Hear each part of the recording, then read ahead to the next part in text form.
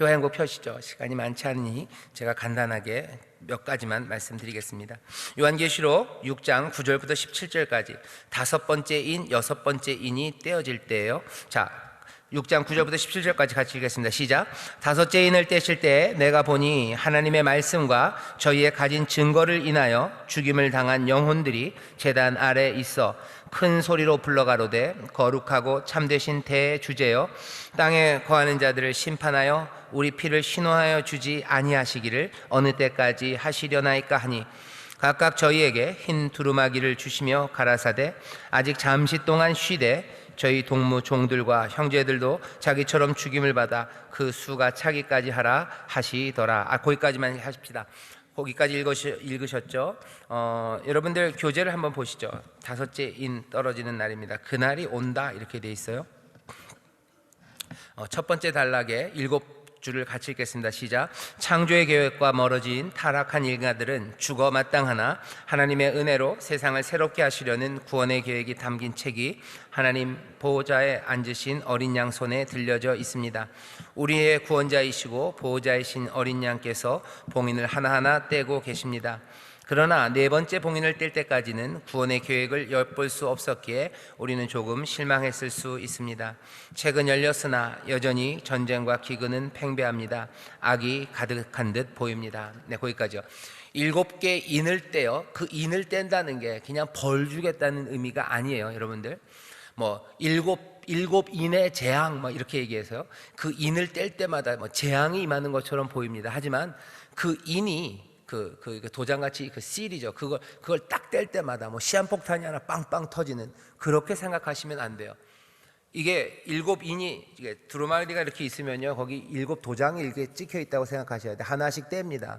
하나 뗄 때마다 어이쿠 폭탄이 터지네. 이런 조심해서 두 번째를 떼니까 어이구 또 폭탄이 터지네. 그렇게 되는 이야기가 아니에요. 7인의 재앙, 그래서 7인이 재앙의 이야기 같은데요, 그렇게 이해하실 건 아니고요. 하나님이 보좌에 앉으신 거 갖고 있던 책이에요. 이 책에는 에스겔서 보면 앞뒤로 빽빽하게 써 있다는데 여기에는 하나님의 구원의 계획입니다. 하나님의 역사가 담겨져 있어요. 당연히 하나님의 책이니 은혜로운 책입니다. 하지만 그 안에는 슬픔도 그리고 온갖 죄악에 관한 것들도 여기에 있어요. 그러니 아픈 책인 건 분명합니다. 하지만 보좌에 앉으시니가 들고 있는 은혜의 하나님, 자비의 하나님, 무지가 둘려져 있는 그분의 책이기에 이 책은 우리의 구원의 이야기예요. 구원의 이야기인데 하나하나 떨어져 나가면서요, 보이는 건 뭐냐면 그 말들이 기세등등하게 달렸던 그 악한 일들입니다. 기근과 전쟁, 죽음이에요. 이 얘기는 이런 얘기입니다. 하나님의 구원의 계획이 있어요. 하나님은 분명히 은혜로우십니다. 이 모든 역사의 주관자 하나님이 역사하셔요. 하지만 이 땅에 기근과 전쟁과 그리고 아픔, 곡소리가 있다고 해서 이게 그냥 하나님의 역사와 상관없는 게 아니라는 거예요. 인이 떨어질 때마다 아픔이 있어요. 이 아픔의 세상에. 하지만 이건 뭐예요? 하나님의 구원의 역사, 그 역사가 지금 펼쳐지고 있다는 걸 보여주는 겁니다. 인이 떨어지면서 하나하나씩, 이제는 네 개 인이 떨어지고 다섯 번째, 여섯 번째 두 가지 인이 떨어지는데 둘은 좀 연결되어 있어요. 다섯째 인 떨어지는 거 보니까 어떻게 되어 있습니까? 그냥 쭉 하죠. 다섯째 인은요, 순교자의 영혼이 제단 아래에 있습니다. 그리고 그들이 크게 외치죠. 뭐라고 외칩니까? 어느 때까지입니까? 이 사람들은 의롭게 살았던 사람, 하나님의 말씀 때문에 죽임당한 사람이에요. 잘못해서 죽지 않았어요. 9절 보면 하나님의 말씀과 저희의 가진 증거를 인하여 증인으로 살다가 죽임당한 영혼들이 제단 아래서 크게 외칩니다. 큰 소리로 불러 가로되 거룩하고 참되신 대주제여 땅에 거하는 자들을 심판하여 우리 죄를 신원하여 주지 아니하시기를 어느 때까지 하시려나이까? 어느 때까지 기다려야 됩니까요? 언제가 맞춰집니까? 라고 묻습니다. 당연하죠. 묻고 싶죠. 거기에 대해서 침묵하십니까? 아니요. 대답이 있어요. 대답이 있습니다. 이거 잘 들으시죠. 여기가 사실 포인트예요. 우리는 계속 묻고 싶은데요, 주님이 침묵하신다고 생각하죠. 요한이 우리에게 보여주는, 아니 주님이 침묵하신 거 아시다. 주님이 대답하신다요. 뭐라고 대답하십니까? 그러니까 거기다가 밑줄 그어야 돼요. 대답하십니다. 각각 저희에게 뭘 주신대요? 흰 두루마기를 주시며. 이거 두루마리 아닙니다. 두루마기입니다. 두루마기. 책 뭐 책 일곱 인이 있는 책 그 책 한 권을 주시는 거 아니에요. 두루마기예요. 두루마기. 두루마리는 휴지고 두루마기는 입는 옷입니다. 거기 두루마기에다 동그라미 하셔요. 이게 뭐예요? 각각 사람의 저에게 흰 두루마기, 흰 옷을 주셔요. 이게 두루마기라고 그러는 건요, 이거 무슨 마고자 말고 두루마기입니다. 이거 긴 옷이에요. 긴 옷입니다. 뭐 영어로는 로브라고 그래서 위에서 아래까지 그냥 쭉 입는, 다 덮는 옷이에요. 흰 옷을 주십니다. 흰 옷을 주시고요. 그 다음에 어떻게 하셔요? 흰 옷을 주시고 말씀을 주셔요. 아직 잠시 동안 어떻게 하래요? 쉬되라고 돼 있어요. 기다리라고도 일부러 안 그러고요. 잠시 동안 쉬되라고 돼 있어요. 쉬어라, 안식입니다. 순교자의 영혼들은 지금 안식하고 있어요. 아이고 편하게 잘 지내면서 왜 저렇게들 그런 부르짖으실까? 부르짖게 됩니다. 안식을 누려라. 너희들 뭐예요? 억울한 죽음들, 너희들의 죽음, 거기에 대해서 하나님이 갚으셔야 돼요. 갚으시라고 크게 외칩니다. 하지만 거기에 대한 대답은 흰 두루마기를 주시며 잠시 쉬라고. 언제까지? 그때도 정해놨어요. 대답이 없는 게 아닙니다. 그 수가 차기까지 기다리래요. 하지만 여전히 이건 제대로 된 대답이 아닙니다. 왜? 그 수가 언제 차는지는 몰라요. 하지만 그렇다고 해서 대답을 안 주십니까? 아니요, 대답은 주십니다. 왜? 인생과 그리고 이 세상이 무의미하지 않다는 거예요. 이게 그냥 마음대로 돌아가는 세상이 아니라는 거예요. 언젠진 모릅니다. 하지만 그렇다고 해서 엉망은 아닙니다. 그게 얘기하시는 거예요. 여전히 말들이 달리는 기근과 죽음의 세상이죠. 어둡죠. 거기죠. 하지만 이게 그냥 이렇게 아무렇게나 가는 거 아니고 갚으신다. 반드시 갚으신다. 그 수가 차기까지는 너희들 잠시 쉬어라. 그 수는 언제 찹니까? 그건 하나님이 아실 거예요. 그러면 우리에게 주시는 교훈은 뭐예요? 이게 엉망인 세상이 아니라는 소망입니다. 이것만 가지고도 우리는 살아갈 수 있어요. 어쩌면 이것이 우리의 삶을 어떤 시인들은요 아름답게 만든대요. 이것이 우리의 삶을 가슴 떨리게 만들고요. 이것이 우리의 삶을 낭만적이게 만드는 거죠. 아름답게 만들어요. 언제인지 아는 사람들, 언제 오는지 아는 사람들은요 그냥 막 살 수도 있습니다. 사실은 그렇죠? 여러분 생각해 보세요. 내가 언제 죽을지 딱 알고요. 그 다음에 하나님이 언제 나팔 불지를 알아요.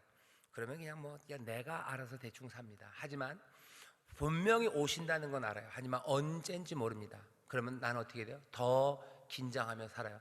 사람들은 그렇게 긴장하며 사는 삶이 너무 힘들고 괴로운 거 아니냐? 아니, 주님 앞에 집중하고 살아가는 그 삶이 복된 삶이라는 걸 아는 사람들은 아예 모르는 것이 나에게 더 기쁨이 된다는 걸 아는 사람들입니다. 사람이 언제 죽을지 모르기 때문에 인생이 아름답다고 노래하는 시인들이 있어요. 언제 죽는지 아는 삶은요 아마 그렇게 아름답지 않을 겁니다. 한번 생각해보면 언제 죽을지 아는 사람들이 있어요. 그 사람들의 삶이 아름답던가요?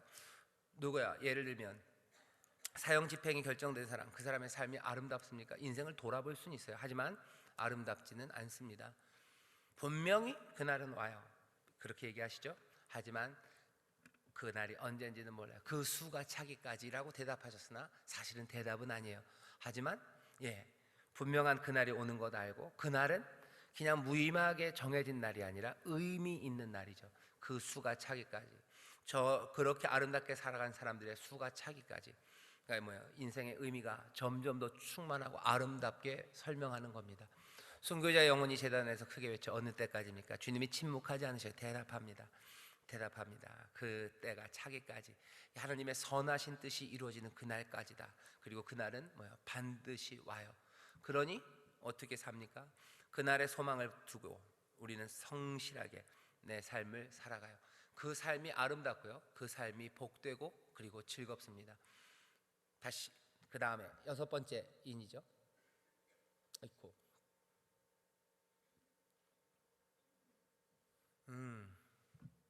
이게 뭐가 되면서요 아래 타이핑한 것들도 다 날아갔어요. 할 수 없네요. 맞춰야 되겠습니다.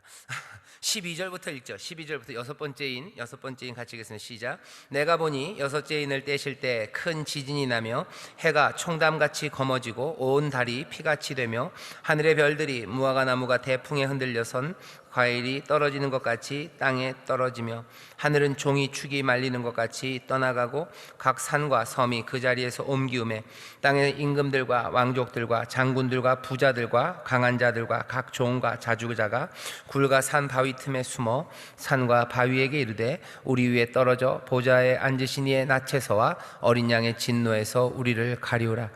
그들이 진노의 큰 날이 이르렀으니 누가 능히 서리오 하더라. 여섯 번째 인을 띄었을 때 뭐예요? 진노의 큰 날이 임합니다. 진노의 큰 날, 그날이 온다고 얘기하시는 거예요. 그날이 옵니다.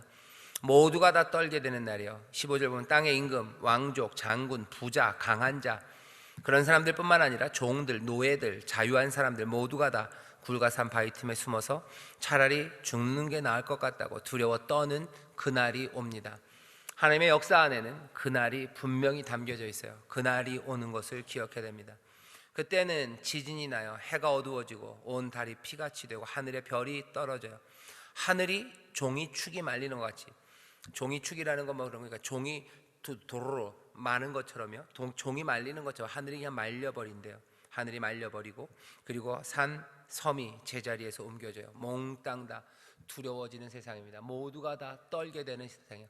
하늘이 사라지는 것 같다는 거죠. 하늘이 사라지는 것 같을 거다.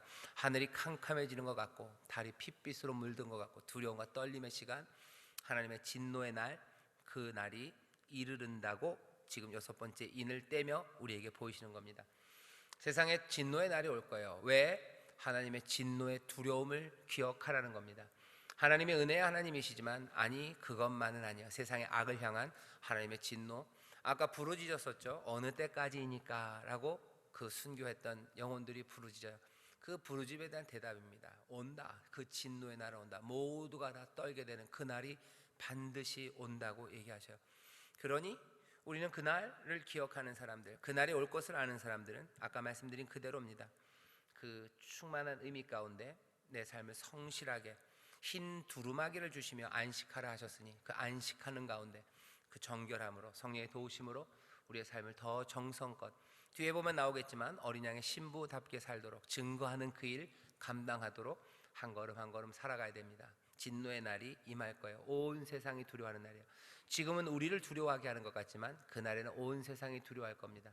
그날에 두려워하지 않는 이들이 있을 거예요. 그날을 기쁨으로 맞이하고 그날을 사모하며 오시라고, 마라나타 주 예수여 오시옵소서, 그날을 기다리는 사람들이 있어요.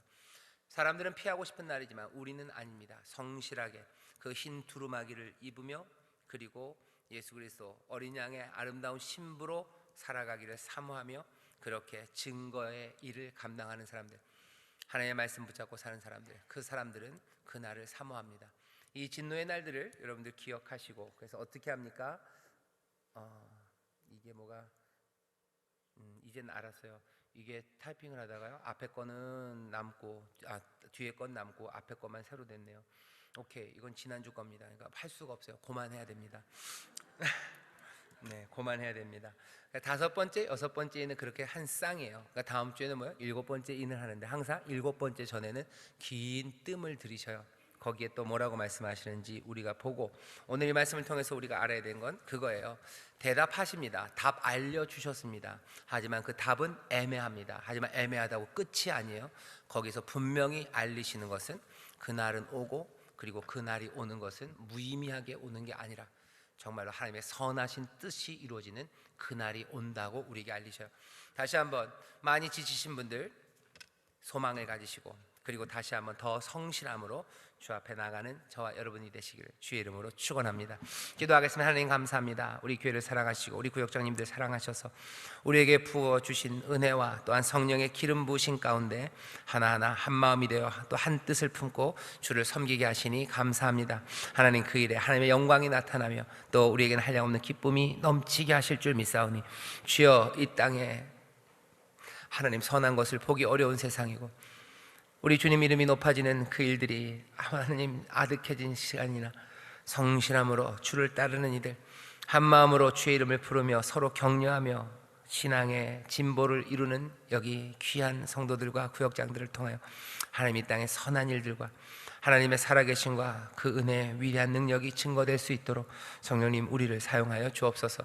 밤이 어둡고 아버지는 깊어갈수록 더 사모하는 마음으로 주 앞에 나가는 우리가 되게 하시고 하나님 기대와 소망 그것들을 부끄럽게 아니하시는 성령님의 능력과 은혜로 우리를 채워 주옵소서. 감사드리며 예수님 이름으로 기도하옵나이다. 아멘.